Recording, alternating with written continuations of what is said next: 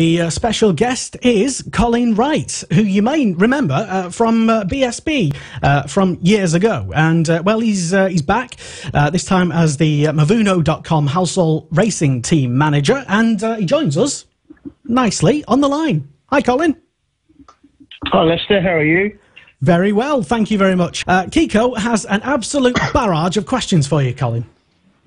Thank you, Lester. Right, Colin. Thanks for having me, Kiko. Oh, no problem. My pleasure, as much as it is yours, hopefully.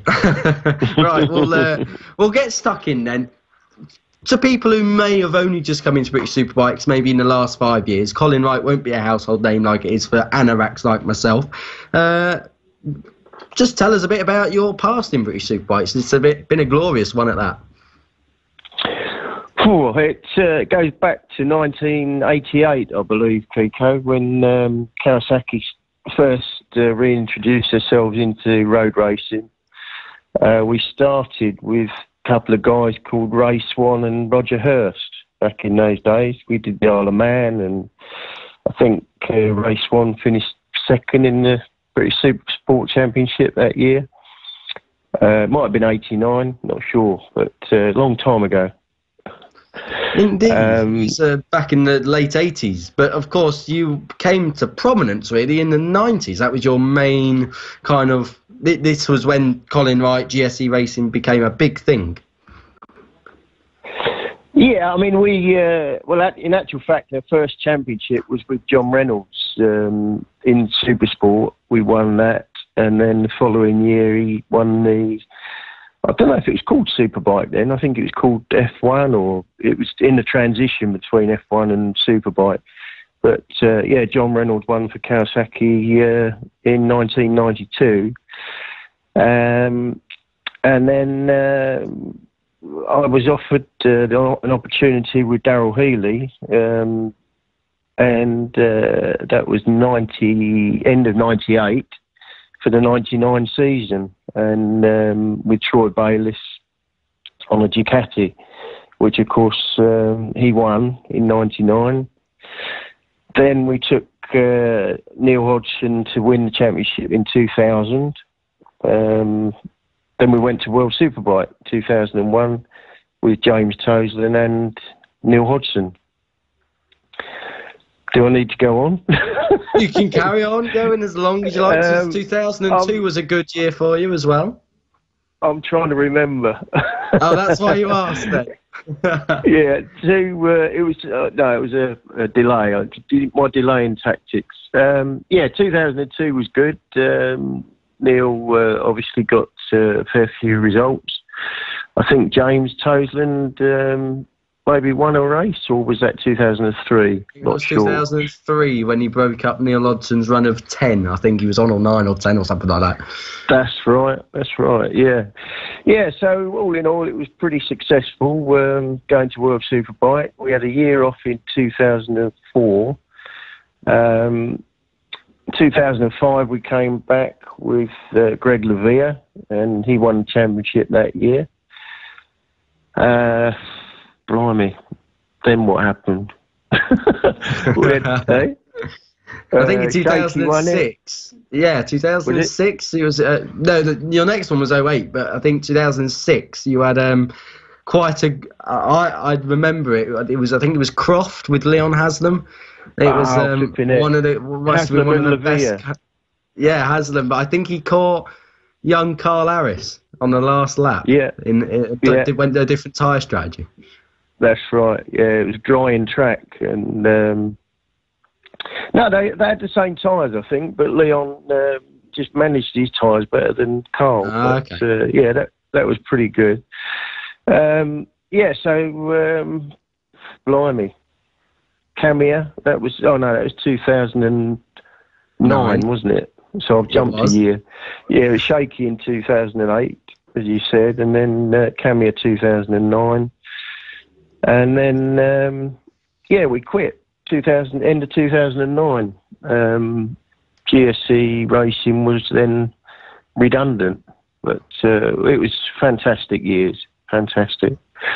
But can I just say a couple of things Kiko. First of all, I wanted to say a big thank you to Martin Halsall and Mavuno for giving me this opportunity. We'll talk about why and wherefores a bit later on, but also big love and best wishes to Shane and Petra. They must be going through an unbelievable situation at the minute, and I really feel for them both. So, just wanted to say love and best wishes and get well soon, Shaky. Absolutely. I think you speak on behalf of absolutely everyone connected to British Superbikes in one way or another. Shaky he's been your rider and took you to the championship before now. So everyone from here as well, we wish Shane Byrne a very quick recovery, and with it being Shaky, undoubtedly it will be quick as well. So, but Colin, back to you. This new opportunity we're going to talk about, you've been out of it now for 9 seasons, or 8.5 really. What's made you come back? Has it been what's motivated you to come back after so long away? It's a strange story, actually, Kiko. I don't want to bore the listeners with it, but I've always wanted to come back. I never actually wanted to go in the first place, and nor did Darryl. It was just circumstances that meant that we couldn't continue. But a good friend, Neil Hodgson, I've been keeping in touch with him quite over the years. And I always wanted to come back, but I was only prepared to come back with somebody that was serious about the job and passionate like I am. There's various other positions I've been offered and contemplated, but this one excited me because Martin's got all the ingredients. That's basically what's important. And I've got the recipe. so between the ingredients and the recipe, we should come up with some good results. How do you think it's going to go? Because as far as I'm aware, you've not worked with Tommy Bridewell before. I definitely imagine you've never worked with Tom Ward. Are you looking to make any changes within the team and your approach to things? Obviously, people will remember you, if I can use the phrase, with a bit of an iron fist approach to it, like a no-nonsense approach to management. Is the old Colin Wright coming back in that same capacity? It's the only way I know, Kiko. It's the the bottom line is that Martin's given me this position to do the job, and why change something that was successful before? I don't see, from my own point of view, the gap, if you like, the sabbatical, if you want, for want of a better word, hasn't changed. Nothing's changed as far as management of a team's concerned. As I say, I described it to Martin as he's got the jigsaw puzzle and I've got the picture, and I can put it together, and I will do the way I have done before. So, in my mind, there's absolutely no reason why it won't work and be successful.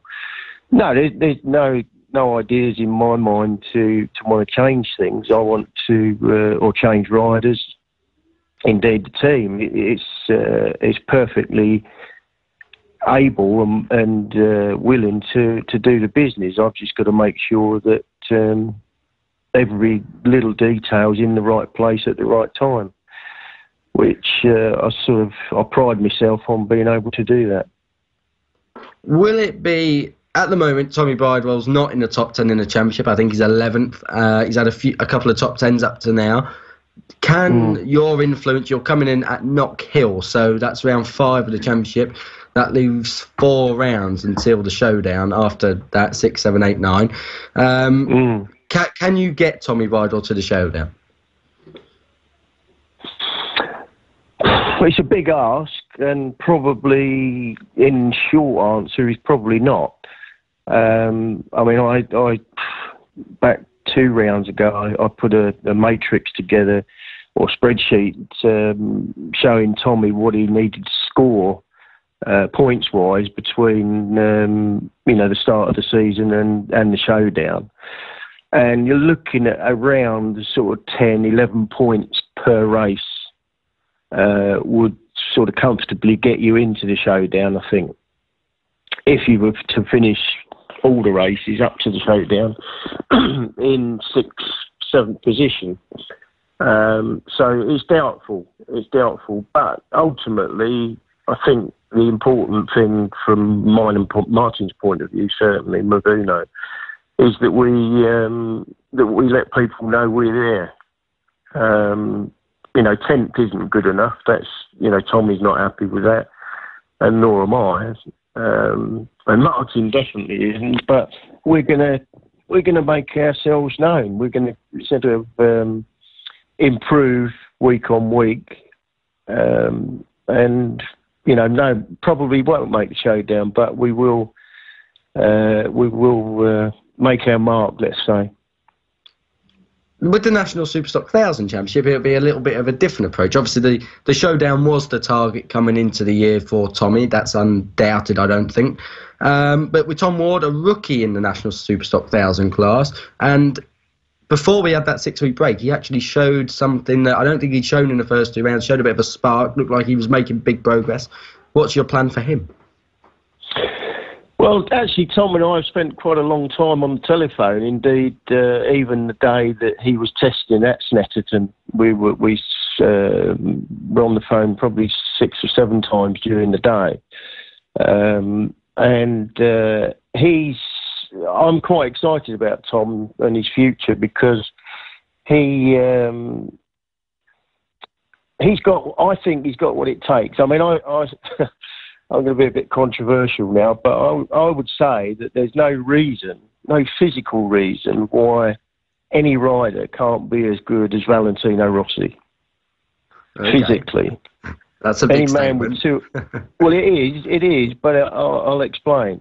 Okay. If you've got 2 arms, 2 legs and a brain, and you can ride a motorbike, then why can't you be as good as Rossi? Why can't a guy who's got a pair of running shoes be as good as Usain Bolt? It's the physical aspect of it is not difficult. It's the mental aspect that is the difficult bit, the psychology. But, with blowing my own trumpet, with a bit of experience of getting inside riders' minds and attitudes, I think Tom Ward is going to make a big impression. Certainly, that's my aim with both Toms. But ultimately, the proof of the pudding will be in the eating, won't it? We'll see it this week or next weekend at Snetterton. I expect better things from both Toms and indeed Knock Hill, which I'll be attending. Not that it should scare him.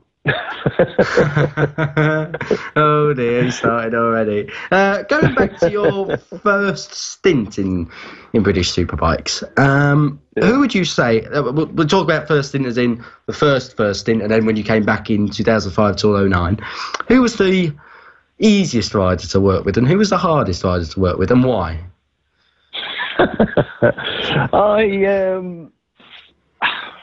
All of them have been a pleasure, but of course I would say that, wouldn't I? A couple of them have been what I would call, I'd call aggro, but I'm not mentioning any names. I think the guys that I'm talking about know who they are. Right. And probably anybody else that's listening knows who they are. But honestly, I've had an absolute fantastic relationship, working and social, with Neil Hodgson, Leon Haslam, James Toseland, Shane Byrne, Leon Camier. The thing is, Kiko, my relationship with those guys is obviously based on honesty and trust, and also being sort of what's the word? Hard but fair. Hard but fair is probably the words I'd use.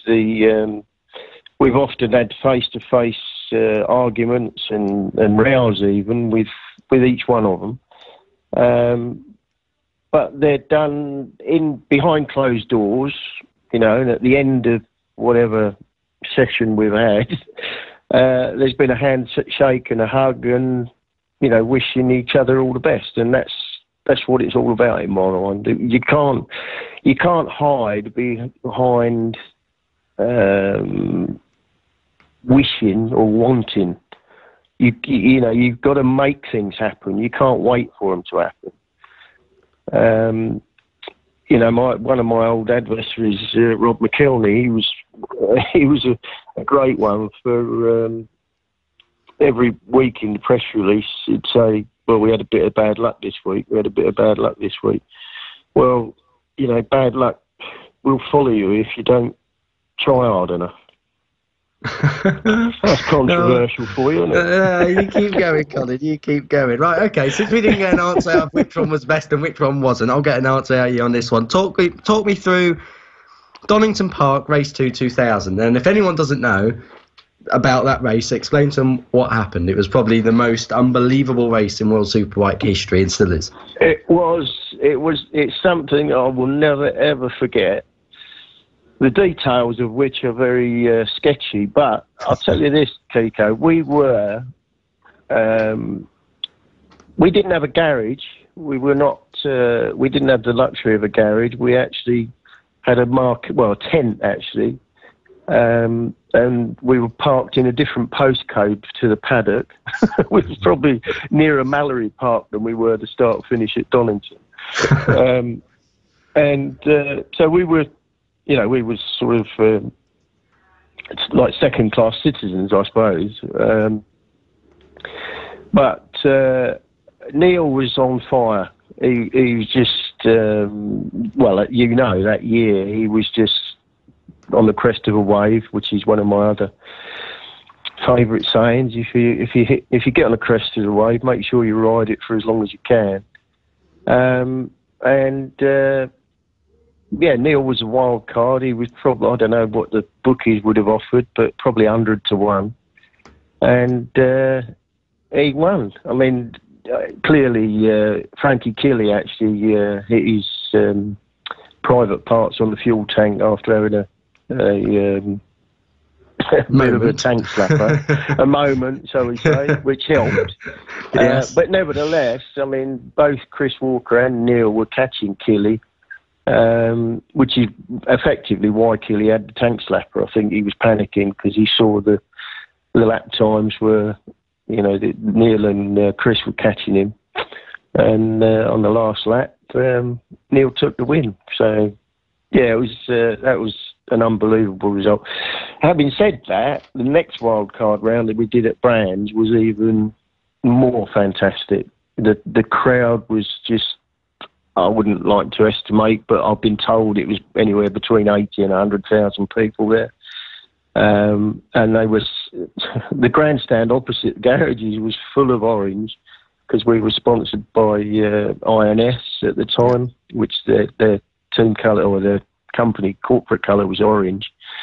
And it was just a sea of orange opposite us in the grandstand. And Neil won there too. And that was special. Very, very special. Was it those wildcards that kick-started your move into more or less a full World Superbike team? Because, of course, you went to World Superbikes in 01, stayed there till 03.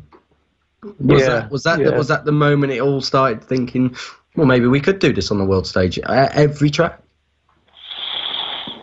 There was discussions going on between Daryl Healy and Ducati, Tardozzi and Paolo Ciabatti back in '99 because it was something that Daryl was keen on doing. He likes the sunshine. So with World Superbike, obviously you follow that around. With BSB, you sort of go with the seasons, don't you? So no, it wasn't the wild cards that made it more likely to happen. It was just that was the icing on the cake. I think when Neil got those results, Ducati had already nicked Troy Bayliss off us in 2000, hadn't they? So we, I think that was the year, 2000 was the year that we had Neil Mackenzie, wasn't it? In 2000 in BSB, you had Neil Mackenzie. In fact, well, you're very, very well linked in, because my next question was about Cadwell Park 2000. So off you go. Well, I've got to be honest here, Kiko, and be honest to the listeners, that it was you that actually reminded me of what happened and helped me by sending me a video of Neil Mackenzie reliving that day. Yeah. It's sad because I actually reminded him about it as well, as you know, if you listen to me. I feel really bad. I'm making up healed wounds. Well, me and Neil Mac are getting on a bit compared to you, mate. So we do need rewinding now and again. But no, I think Neil was having a turbulent year. It wasn't. It definitely wasn't his best. We'd taken him from Yamaha, where he'd had 3 British Championship wins under his belt. He was struggling to get on with the Ducati, and effectively Neil Hodgson was leading it at Cadwell Park. He was leading the race, and he came up behind Neil Mackenzie. He was lapping, believe it or not. And we all thought, it's all right, Neil will see him, he'll get out of the way. And I don't think Neil Mac did see him. He certainly would have got out of the way if he had seen him. And he basically blocked Neil Hodgson, and we lost it. We lost the race. So, needless to say, Neil Mackenzie didn't get any bonus money that weekend, but nor did Hodgie either. I know Neil offered his resignation that day. What made you turn it down? If you can remember. Because he didn't see him. See him. For sure I would have accepted it. In fact, I'd have probably even sacked him if I'd have noticed or known that Mackenzie did see Hodgson. He wouldn't have needed to hand his resignation in, because I'd have sacked him. Oh dear. Yeah. Of course, it was. Neil left at the end of that year, and then obviously you left the BSB paddock, went to World Superbikes, and as they say, the rest is history. But looking back, or looking forward even, to coming back to Mivuno, looking forward to your plan here, is this a long-term view? Is this something that's going to go on past 2018? Is it going to be Colin Wright and Mivuno.com, Halsall Racing, Suzuki for the next couple of years now? I'd love to. Yeah, I mean, as far as Martin and I are concerned, there's absolutely no reason why it shouldn't be. I mean, Martin and I have been together, or sort of sat and chatted and met each other several times now, and we've got a fantastic relationship already. And as far as Martin's concerned, he's got unfinished business in the BSB paddock. He wants to win the championship, and I want to help him do that. So I would say, and I'll probably get a bollocking from Martin in a minute. I'll get a text and say you could be told off. But no, I would say that we're going to be in it until Martin does win the championship, which he deserves. The guy's, he's put a lot of time and money and effort into building a team, building his brand, and I want to pay him back basically for what he's invested. Of course, one of the other motivations that I think you've come back for is that Paul Bird is threatening your 6 championships, isn't he? And you don't want to let Birdie get ahead of you. Am I right in thinking that? You're absolutely right. Absolutely, yeah. I mean, it was last sort of 3 or 4 years. It's been quite enjoyable sitting back thinking, well, yeah, I've done this, done that, won 6 championships, blah, blah, blah. But then, as you say, Birdie's closing in on me now.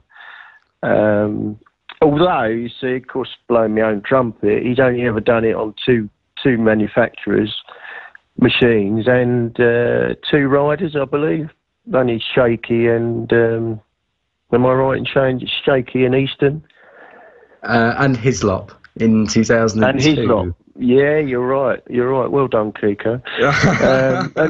And of course, as I said to somebody the other day, Shaky being hurt like he is, I mean, Birdie must be panicking now, thinking, oh my God, I can't win another championship. So with a bit of luck, I'll stay in front of him forever. Right, that's that. I must say, before we go on to the quiz, because there is a quiz. You think I'm joking? There's a quiz.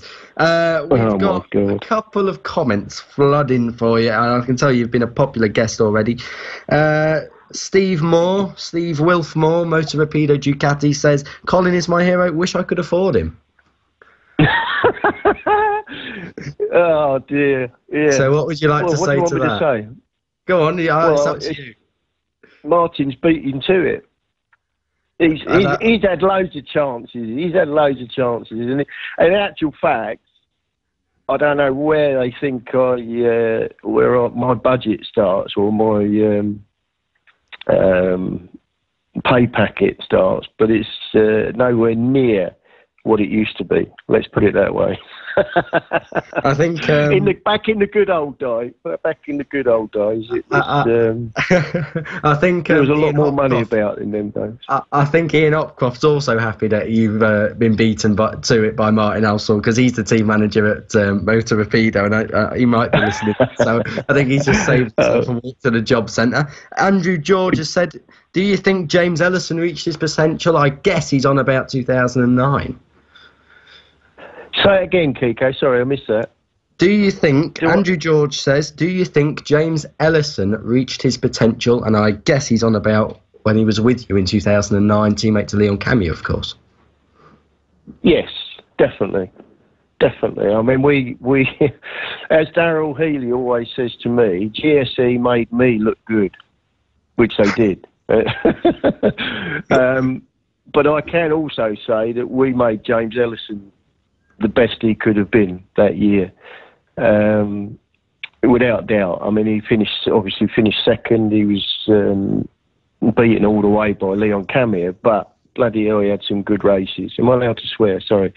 You was mild there. You was the Corma level of swearing, I think we'll call it. The Corma. Jim Higgs has been in touch. Jim Higgs has been in touch quickly. He says, you've still got my orange flags. Don't know what that means. Maybe you do. I haven't got anything orange in the house, Jim. I'm sorry. I might have left them in a hotel room somewhere. Oh dear, I bet you're sick of seeing a sight of orange, I bet, after all them years. Although yellow was you wasn't with them at Ducati, INS Ducati then, but it was yellow originally, wasn't it, in 98? That's right, it was. Yeah. If I could, I'll be totally honest with you now about all the clothing, because my missus obviously had to do all the washing and ironing of my team clothing, and she didn't do it for the whole team. But at the end of the season, because I'd been, from 88 through to 2008-9, it's a lot of years with a lot of team gear. So in actual fact, what I used to do was at the last round, I used to leave it in the drawers of the hotel room that I was staying in. So I didn't have to bring it home. Andrew George, I'll make this we'll do 2 last questions before we get onto the quiz. Simon Hall says, who is the next champion? BSB champion. I'd assume so. God, this is going to be a hard one. There's 3 I can think of, but in a way, and here's a little bit of controversy for you, in a way, I'd like to see Bradley Ray go to World Superbike before he wins British Championship. Okay. So it won't be him. Okay.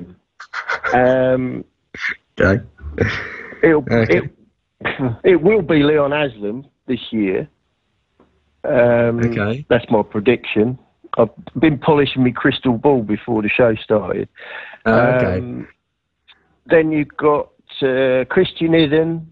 I rate him. I rate Tommy. Once Tommy Bridewell could do it. Once we get him up to speed. Jake Dixon is another one. The thing is, in all honesty, I haven't really got my eye on many people at the moment because the two guys I've got are the guys that I'm going to work with. So yes.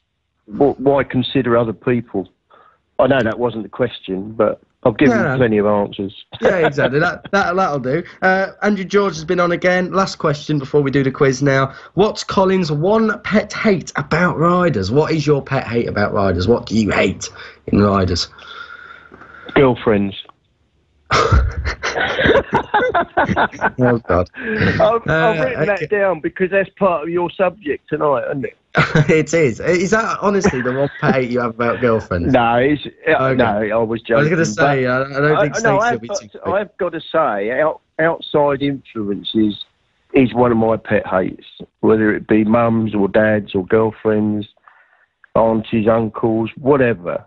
You know, they can have a big effect on a rider's attitude and psychology going into a race. I'm wary of them. I like them, don't get me wrong. I like girls and I like, but there's a time and a place, isn't there? There is. Pit garage, I guess, is not one of them. Right, okay. I've been saying we're going to do this quiz, and we are. Now, this is called the League of Knowledge. I keep saying we're going to put a table together. We always run out of time, but I promise you, I've said this on air, we're going to get a table done next week. I know who's at the top. I think it's Michael Laverty. He's definitely Michael Laverty. I believe he's on 11. So there's out of 14 points here, Colin. The last question... 14 questions? No. There is only 1, 2...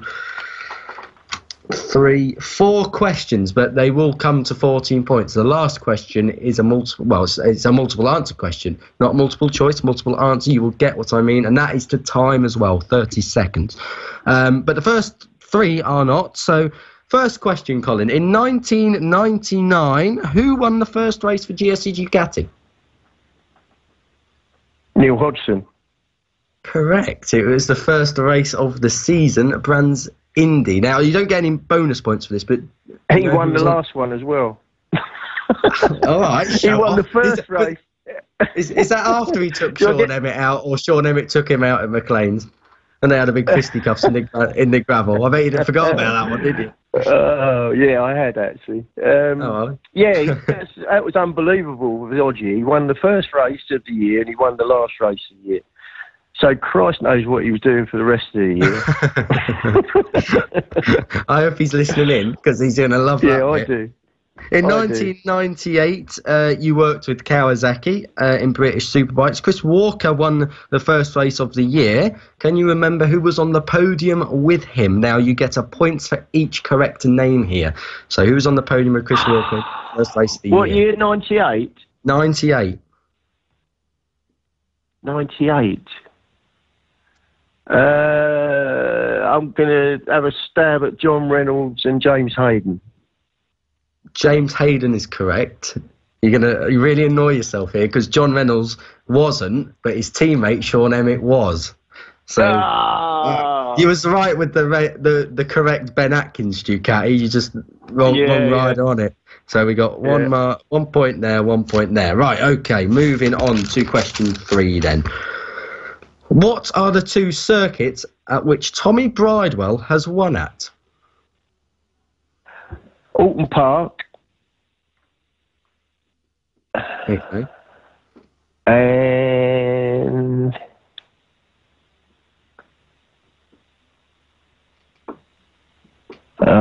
cool. Cadwell Park. correct. I can't believe this. So you're on at the moment for top mark. Well, nearly top marks. You could be. What do you mean you can't believe this? Well, you keep saying to me that I'm the one who reminds you about everything. You know, I hope you're not Googling. There are points docs for that. Right, okay, Lester, I hope you're listening now because I need a timer. It'll be talked down in my ears. Oh, no, we have a timer. Unbelievable scenes. Right, so we have a timer then. 30 seconds, Colin. When I get to the end of the question, your time will start when I say now. So the question is, there were 9 winners in the World Superbike Championship in 2001, your first full-time season in it. Who were they? 30 seconds. Start now. Colin Edwards, Troy Bayliss, 2001. Kelly, Levere,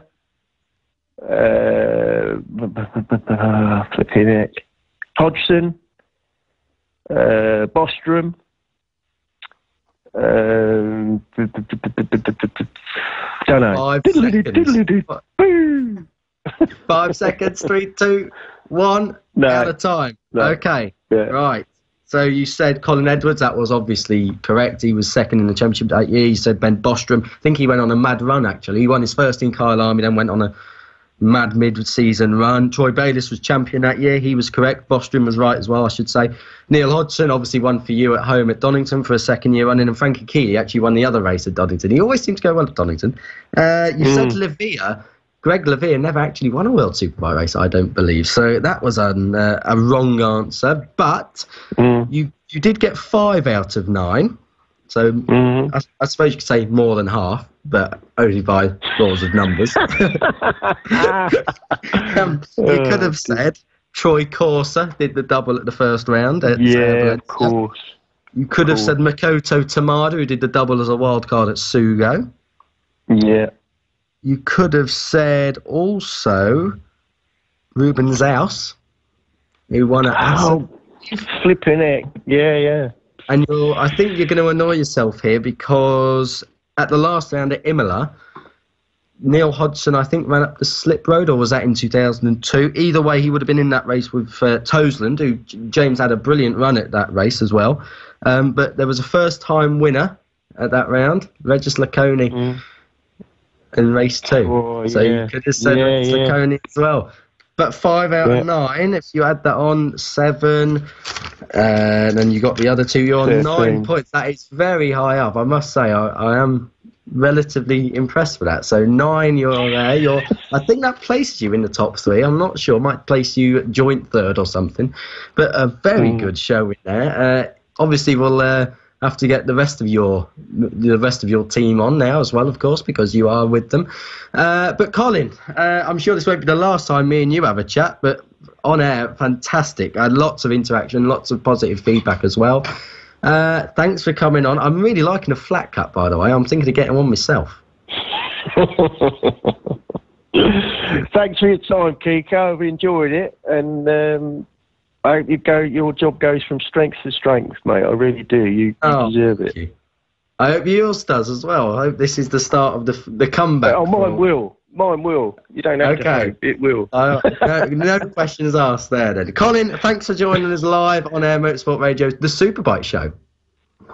Thank you very much, Kiko. Thanks, Lester. Take care. Motorsport Radio. Hi, I'm Jonathan Ray from the Kawasaki Racing Team. Hi, this is Nick Hamilton. Hi, I'm Jamie Chadwick. Hey everyone, I'm Bradley Smith. Hi, I'm Joanne Zacco. Hi, I'm Bradley Wright. Hi, I'm Seb Morris. Hi, I'm Dan Linfoot from Honda Racing British Superbike Team, and this is Motorsport Radio.